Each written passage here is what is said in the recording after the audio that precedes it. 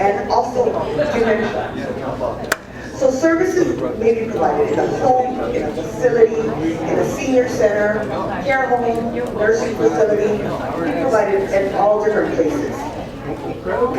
So this is a kind of staggering statistic, and it's something that everyone really needs to take a look at. 70% of Americans will require some sort of long-term care. That means out of these 7 people who are there, 5 of them will need some sort of long-term care. So although they may be happy and healthy now, something may happen to at least 5 of them that will require long-term care. So who provides the long-term care? Well, 65% of those needing care rely exclusively on family members. I attest to that because I am my mom's wheels. I drive her everywhere. I'm her caregiver, I'm her grocery shopper, I'm her doctor appointment taker.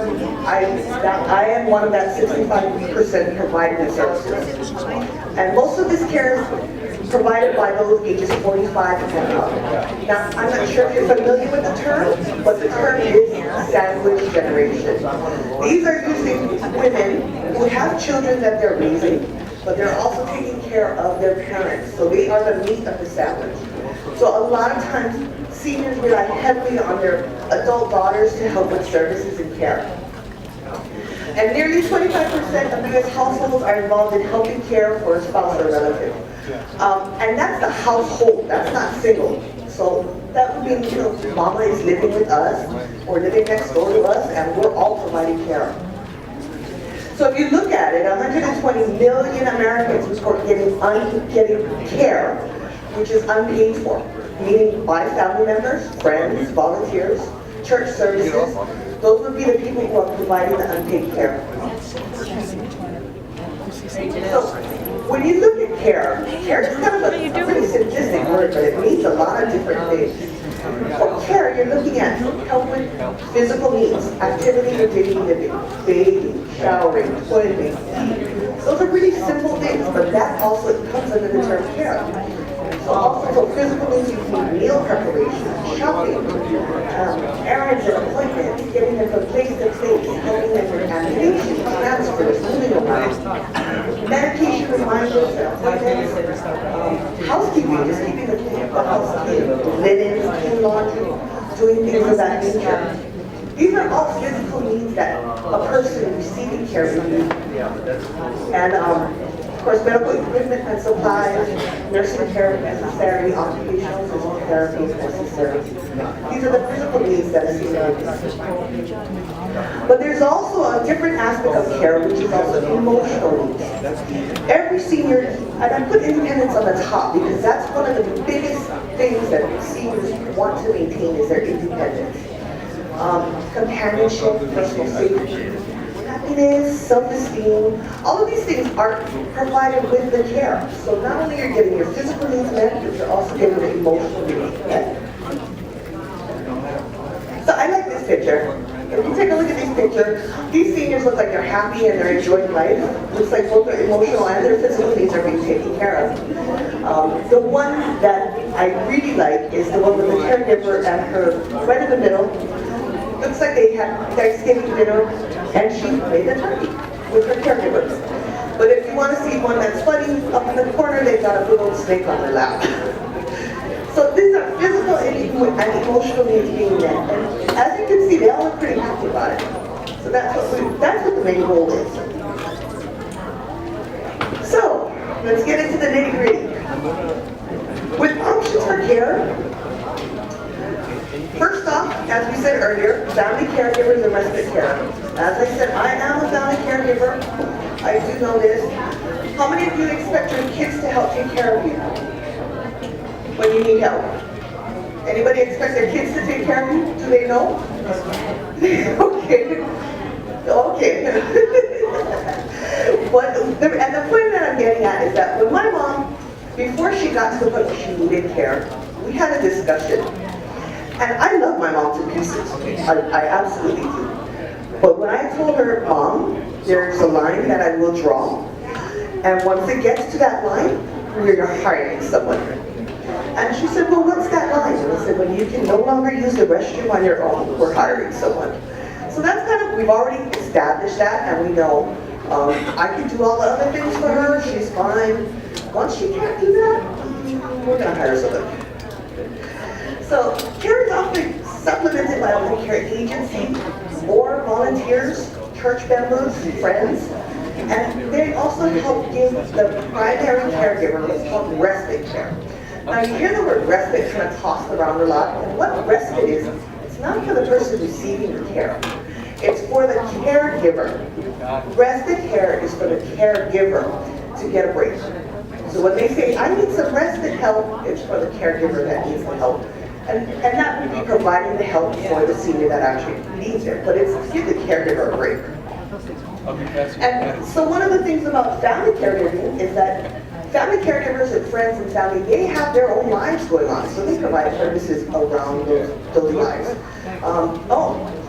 Grandson has a soccer game, so mom's not going to be there, and grandma needs someone, so, I mean, there's a lot of things going on in different people's lives, so it does work around a schedule. So some of the pros and cons for family caregiving. The biggest pro is that the senior will keep contact with the family. Close contact, family members are doing it. It's very cost effective. Basically, you don't see family caregivers taking money for providing care. And respite is also a stress relief, and it's flexible. So if you hire somebody to provide respite care, it is on your time and not theirs. And some of the cons would be family members don't necessarily have the proper training to help with the services that they need. So let's say uncle comes over and he said, oh, don't worry, I'm going to watch Tutu tonight. Okay, that's good, but he doesn't know how to get her out of the chair. So instead of helping her the proper way, he helps her by her arms. Next day, Tutu has bruises all over her arms. That's what we mean by proper training. And it's not that uncle did it on purpose. Tutu just bruises, you know.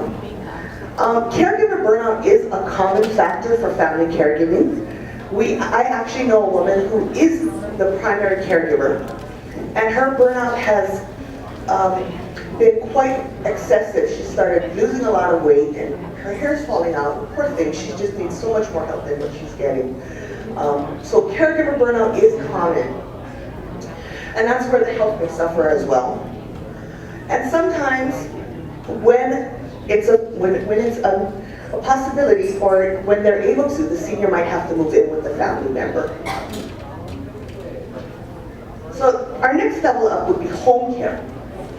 And home care would be including the person, it's an extension of what a family member can do. So basically with home care, whatever family members can do for the senior, that's what the home care agency would provide. So laundry, light housekeeping, meal preparation, helping them get from point A to point B, bathing, just companionship, things like that.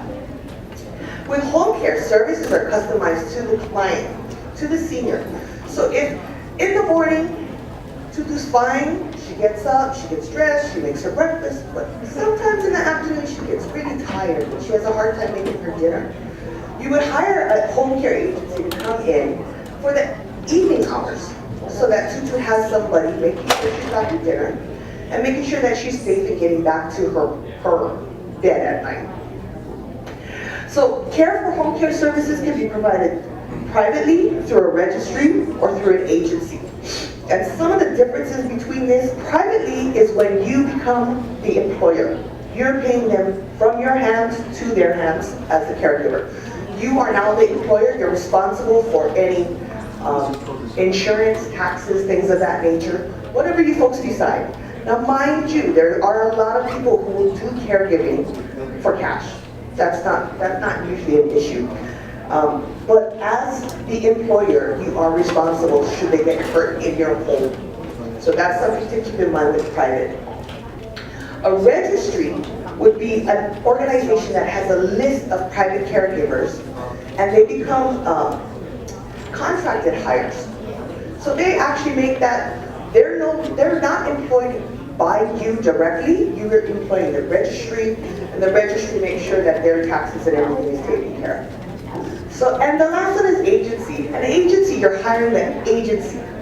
Agency is responsible for taxes, the employee, all the medical, dental, all that stuff. as well as insurance. So if an employee gets hurt in your home, agency is responsible. So those are kind of the differences between the three. What you will notice though is that privately is the lowest costing, registry is the next level up, agency is the top level as far as cost goes. And that is because you're getting different things with the different levels. So if you're looking at hiring privately, make sure you do your homework. You also want to make sure that you do proper background checks. Because if you're letting these people in the home, you want to make sure that you know what their background is, their references and everything like that. So this is just an example list of specific home care services that they can provide. If you'll notice, there's nothing in there that family members wouldn't be able to do. The only difference would be the monitoring oxygen and reporting physical and mental status, but most family caregivers already do that in some form. So as I said, it's an extension of the family member. So this is what home care services are like. So some of the pros and cons for home care. Security and comfort, knowing that someone is there when you can't be. That's one of the biggest ones. Dignity and independence, I'm listing that because caregivers are trained to treat the senior with dignity and independence. So that helps them maintain that. Flexibility and scheduling, because you actually get to determine when you need them in. And customized one-on-one care. What happens a lot of times is they actually build a bond between the caregiver, and they actually look forward to having their girl comes in. Their girl comes in every Monday morning, and we go to coffee at McDonald's. You know, they look forward to these visits, and it's actually quite healthy. And it's also cost effective. And I'll get to more about the cost effective later on down the line. Some of the cons, you know, you do have to do your homework with the agency and the background checks, but the services and quality may vary. This is not a Medicare covered service. Make sure you remember that. Home care services are not covered by Medicare. They are covered by long-term care insurance. So if you have that, you need to check your policies for that. And with home care, as the seniors' needs change, if it gets to a nursing level where they actually need a nurse to supervise, then you may have to change agencies or organizations. And it can start to get costly, depending on how many hours. And if you notice, I put them right across from each other. Can be cost effective and can get costly. So just keep those two things in mind, that it can go either way. Next thing would be adult daycare. Anybody know somebody who goes to adult daycare? You do? How do they like it?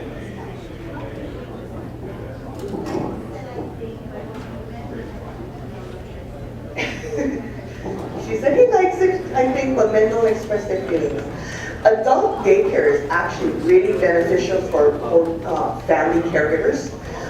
It's a group care for senior adults. It's like school. They go in the morning, they stay all day, and then you pick them up in the afternoon. So you don't necessarily need to have someone with them at all times, but they're in an organization, they're in a social setting. So that's something that's also helpful. Adult daycare may include group activities and stimulations, meals, recreation, exercise, skilled or therapeutic care. All of these things can be provided by the adult daycare. A lot of adult daycares, you can pick and choose what days you want them to go in. They do have exercises, they have snacks, they have activities. It's a lot of different things going on. And then, you know, you have your little cliques. So you have the ladies group, then you have the men's group. They all talk about fishing, and the ladies, they all talk about cooking and whatever it is. But it's a nice social setting for them. And it's, like I said, it's also very beneficial for the family caregivers, so that you have someplace to go. They have someplace to go. So some of the pros and cons for adult daycare: it's cost effective. You're there for a whole day, and you get meals. That's usually what you get, is meals. It provides social interaction. It gives them a chance to talk with other seniors. It also suits working caregivers' needs, so that you can get them to their daycare and then get to your job, finish your job, come back, pick them up, and take them home. One of the cons would be coordinating transportation. There's no weekend coverage. Usually they're only open Monday through Friday.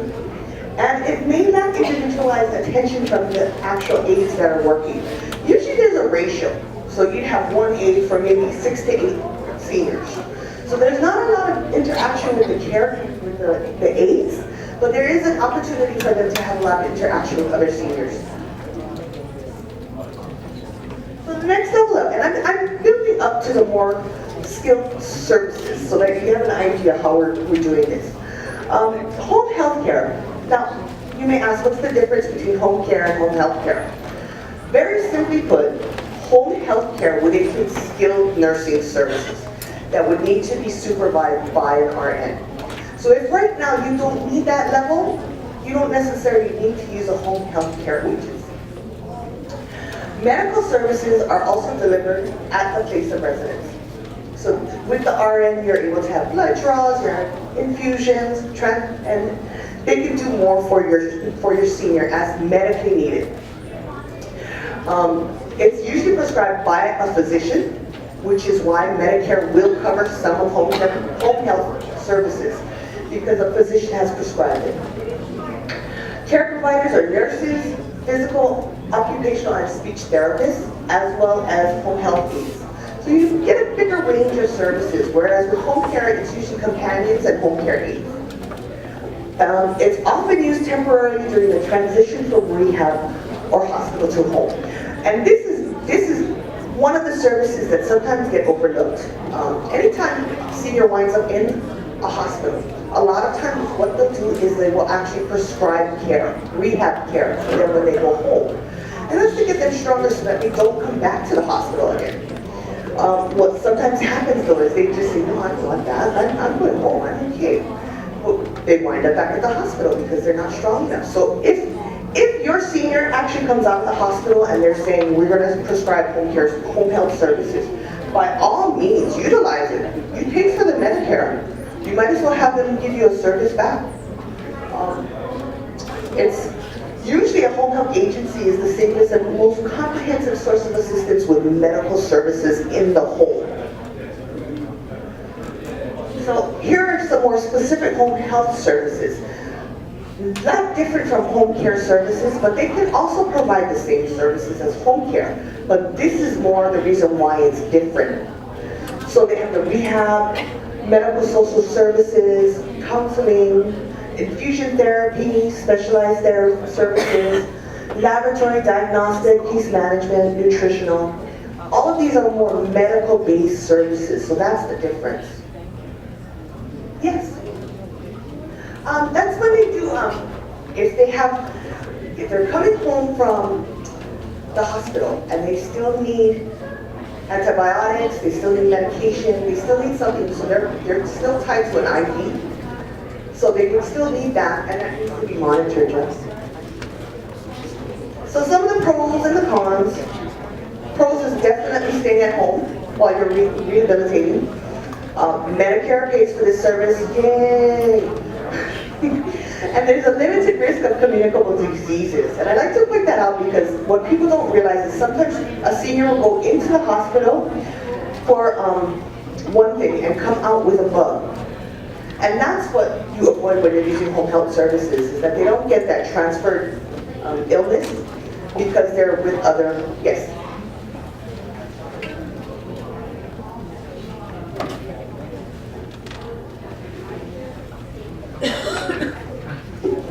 Kaiser has these services, they do. You have to check with your member services, but they do have a home health and a home care. Yeah. Cons is when services are no longer needed, Medicare stops paying. And scheduling is done by the agency and it's not at your convenience, it's at theirs. So, community living options. How many of you know what he's doing? Yeah, good, awesome. So, community living, this is an awesome opportunity for them to have exercise and interaction. They're living with amongst other seniors in the same community. But I'm glad you guys know what you're doing. So, different levels of senior living. There are senior apartments, residential communities, senior communities, senior foster homes, low-income housing. There's all these different types of living arrangements that a senior can remain in and live independently. Independent housing is a good choice for older adults that are still capable of doing whatever they need to do to maintain their own independence. It's also low cost. Usually the senior apartments are low cost. Now when you get into the senior community, such as Olaloa, that's out of pocket and it's not low cost. So there is a difference. Most independent housing is already equipped with all the ADA compliant service needs. So they already have the handrails, they have a handheld shower, they have widened doorways so that they can use the wheelchair in it. It's already set up for them to live in there easily and have the assistive devices necessary. So some of the pros and cons for independent living. I think it's more of a pro than a con. The cons would be that amenities may vary from different location, and there's no aides or staffing. But other than that, if they don't really need aides or staffing, it's mostly pros if they can live alone. Private care homes. Now, we call this Tarakun houses. Have you ever heard that term, Tarakun houses? Okay, you may have seen one of your neighbors with a bunch of seniors, and they're living there. It's a nickname that's used amongst aging in place individuals, but they're actually providing foster care services for the seniors. So the seniors live in a foster type arrangement. They're living in the home, and the people who live in the home, they've kind of adopted them as family, or they're providing care for them. Two or more adults living together or not related, that would qualify as a private care home. They provide the meals, they provide the companionship, medication reminders. Some of them provide the laundry, but usually they have, if it's a foster home, they're still independent, they're doing their own laundry, but they have the facilities available for them to do it. If they're not a foster home and it's actually a nursing home, or a care home I should say, then the staff there, the family who lives there would actually do those services for them. And then of course assistance with activities of daily living, getting dressed, taking a shower, things like that. Private care homes are on the smaller side, so usually there's maybe 2 to 4 living at any one time. And the care homes, it's a pros and a cons. It is a residential setting, so they do get the feeling of family. They have a sense of community amongst the people that they live with. It's a home-like atmosphere. It offers, as I said, the community and socialization. And this does accept Medicaid waivers. So Medicaid can pay for this service. Of course, the cons, you're sharing a house with people that you may not know. Everything is scheduled. It's on a schedule. And the care of the residents may vary. So you may have some who are still ambulatory, and you may have some that are bedbound. So it's a different, it just depends on what they accept.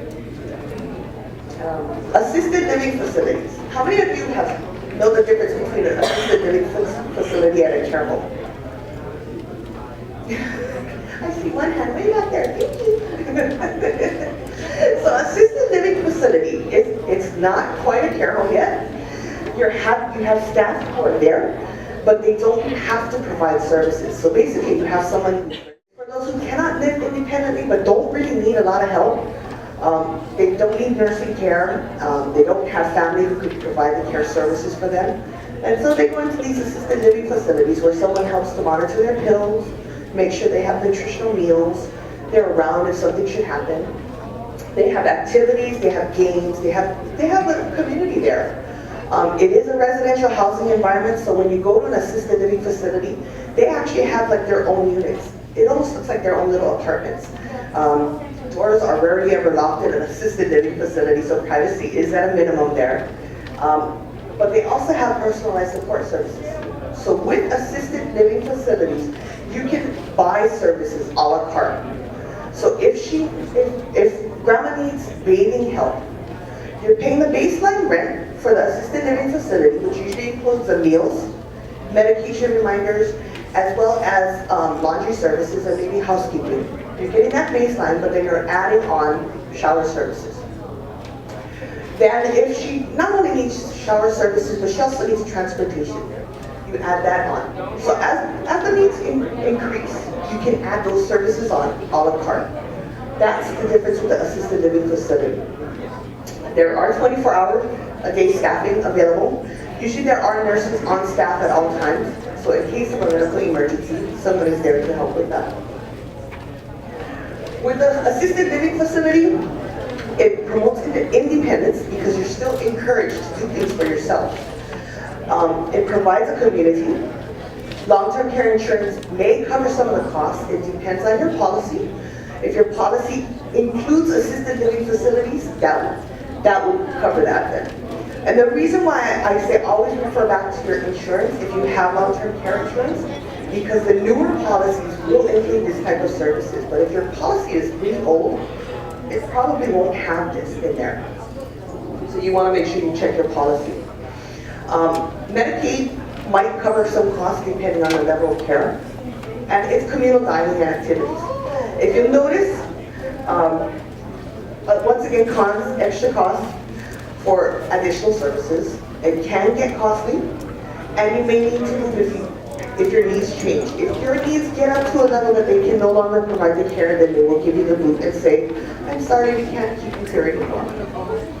And I also put con and pro, communal dining and activities. And the reason why it's a little bit of both, communal dining is actually a really good thing because eating with other people encourages appetite. It's a social thing. Have you ever seen a senior who gets low? They're not hungry. You just gotta will away, I'm not hungry. But you know, if you put them in a setting where they have someone to talk to, that encourages them to eat, and they actually eat better, which is a pro.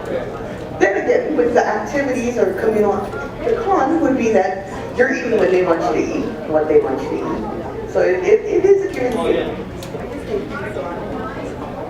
Skilled nursing facilities, we have reached the top of the pyramid. This would be specialized nursing care services. People who are bedbound or who are no longer able to care for themselves at all. They would be in a skilled nursing facility. This would include the long-term care facilities. It would include intermediate care facilities, skilled nursing facilities. So when we say nursing home, this is a nursing home. Some of them also have Alzheimer's care, memory units, dementia units, which is also very helpful. So they do provide a mix of medical services and or equipment. It depends on the person's need. It's similar to a hospital because that's the level of care that they're receiving in there. They're getting specialized medical care in there. And once again, the provider ratio, it varies. Usually it's 1 aide for every 5 to 8 residents. So there's not a lot of interaction. And the services may vary depending on the facility. So with the nursing facility, pros would be that care cannot safely be provided at home, so now you know it is being provided properly. Medicare may reimburse for some of the services, and you're assured that they're getting the right level of care. They're being repositioned. They're not, if they have a bed sore, it's being known, it's being taken care of. Somebody's been medically looking at it and making sure that it heals. Of course, they have to leave home. It can get expensive. There is a total loss of independence once they go to the nursing home.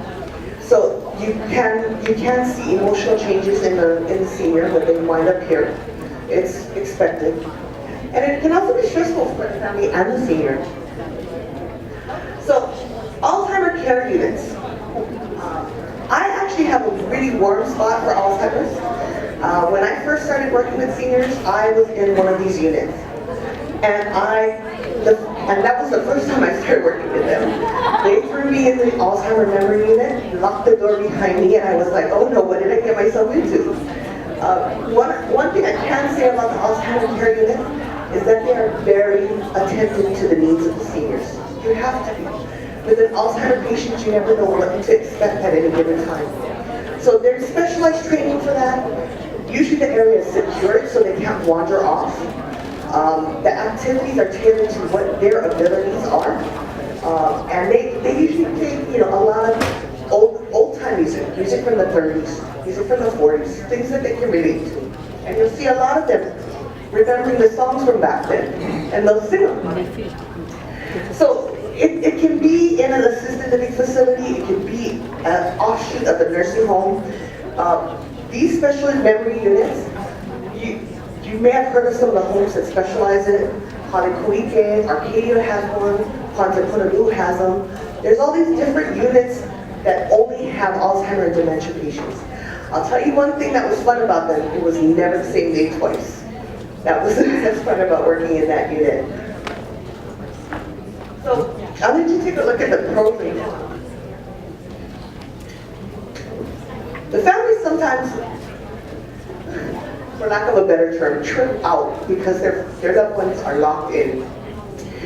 The locking in is just to make sure that they don't wander off. So usually you'll see a garden area, an open area that they can, if you want to plant plants or whatever, they can sit in the sun. But the front door is actually usually electronically locked, so somebody has to buzz you in and out. It is communal living. You usually find them sharing a room, so you want to make sure that they're in a room that they get along with each other. And they also have to deal with behaviors of other residents. But the pros on this is that you have professional trained staff that are able to handle it. It's building designs and private personalized space. If you notice in the picture, the aide is there looking at her and she's looking at herself and she's seeing herself as a young woman. And that's really what they're taught to, they're trained. So that the people who are working in the memory units, they're trained to understand this type of behavior. So continuing care retirement communities. This is kind of a one-stop shopping case. So you don't have to move from an assisted living to a nursing home or to a memory unit. This is all encompassed under the same roof. Usually you get in there when you're independent living, and as your needs change, you just go ahead and they just continue care for you. So that's kind of like the last place where you would live. And they just provide the services around what your needs are. So in the continuing retirement communities, they have independent living, assisted living, skilled units, memory care. They have all of that under one roof. And you don't need to move. One of the continuing care communities here right now is Arcadia. So they're here and they offer this type of service. So as I said, continuing care under one roof, so definitely your pros would be that you move from one level to another in your levels of care, but you remain in your same home. You're guaranteed your lifetime shelter and you have a choice in type of housing. When I say that, I mean you can get a one-bedroom apartment, a two-bedroom apartment, a studio. That's your choice, and that's how you can pick what you want in those places. It can get expensive. Usually you have to buy into these CCRCs. You usually have to buy in. And it can get costly, but you think about it, whenever you need care, they will always be there. So it's a guarantee with that. So how do we decide? What do I need? How do I know what to do? How do I make sure Mama has the right things in place for her? So first, do your homework. One of the best things that you're doing right now is you're here at the Aging in Place conference. You're already looking at your resources. You're getting an idea of what services and are out there. You're hearing from experts that know about aging in place. So do your homework. If you're going to use home care services, you want to make sure that the home care is bonded and insured. You want to make sure that they have those things backing them up. They need to be accessible 24 hours a day in case of an emergency. When you're using an independent contractor, you'll notice that they're not always available. They might have other clients that they're taking care of. So that's one of the things that you want to make sure that you're getting if you're buying services from a home care agency. If you're using private or contracted employees, of course, do your background checks. You want to make sure you do reference checks. You probably even want to get their social security number so that you have that on record. You have all the information that you need on them. And remember, you are the employer. And the agency which you decide to do, whether it's home care or home health, they should have the appropriate licensure. Now, home care services right now are in the process of becoming licensed by the state of Hawaii. So no home care agency would have a license at this, right now, none of them do. If they're not planning on getting a license, I would not use them, because the licensure is definitely going to be required. So home health or home care, how do you decide? So is it a staffing agency? Are the aides part of the company? You know, how much responsibility is on the organization that you're hiring? You want to know the difference. Independent contractors that I spoke about, they work directly with the aides, and they are not employers of the aides, but they actually take down their business license numbers. They have all of that, and in order to be on their registry, they have to have all of that information readily available to anybody who asks. So their references, their references, their background checks, their criminal history checks, all of that is already with the registry, so they have all of that information. Is there an ongoing quality assurance program in place? Now, is somebody watching over them? Is somebody supervising them? Somebody making sure that they're doing what they're supposed to be doing? You want to make sure somebody is overseeing the situation. Okay, so some of the questions that are good to think about before you even think about what you're going to do with mom or dad is, do they still drive? Should they be driving? Sometimes it's really hard for that part of the independence to give up the keys. But if they're not driving and they have a car there, keep in mind sometimes they might just say, I'm going to the store. And the car I go, and that's how we wind up with cars inside the store. Yeah. Or the post office. So, what you also want to remember is, what is the best time to have a caregiver in? If you're going to hire a caregiver for whatever organization you're going through, what's the best time? When does mom need it the most? I mean, if she's not able to get out of bed, you want to make sure that somebody's there to help her out of bed. She's fine the rest of the day when she gets up, but just getting out of bed, she can't do it. That would be the perfect time to have somebody come in. You want to make a list also of what duties the caregiver will be expected to perform.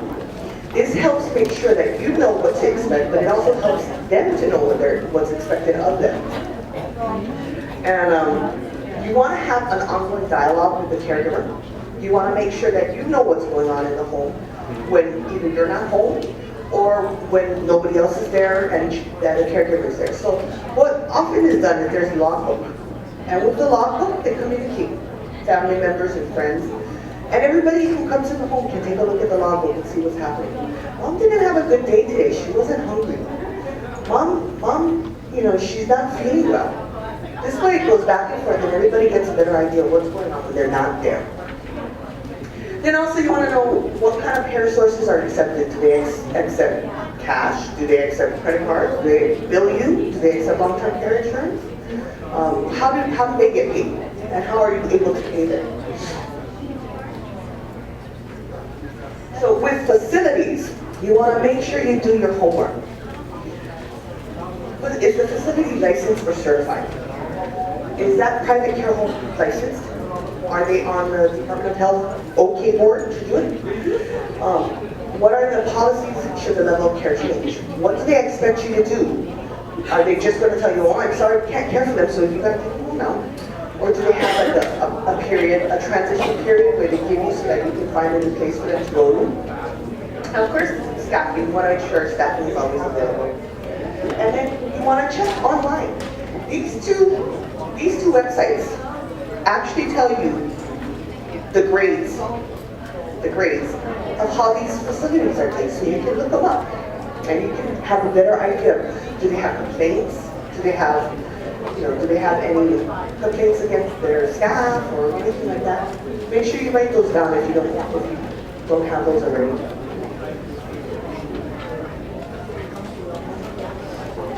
Okay? And so, when you look at facilities, even adult daycare, you want to make sure it's a good match for the senior. You want to make sure that they're surrounded by people that they can interact with. They want to be with able-bodied people. So if they're still able to walk, you want to make sure they're around people who can walk. If they can talk, you want to make sure they're around people who can still talk, so they can have a talk story and everything. When touring a facility or an adult daycare, you want to make sure you speak to staff, but you also want to make sure you speak to the residents or the people who are attending. Get a better idea from them if they like the place or not. It takes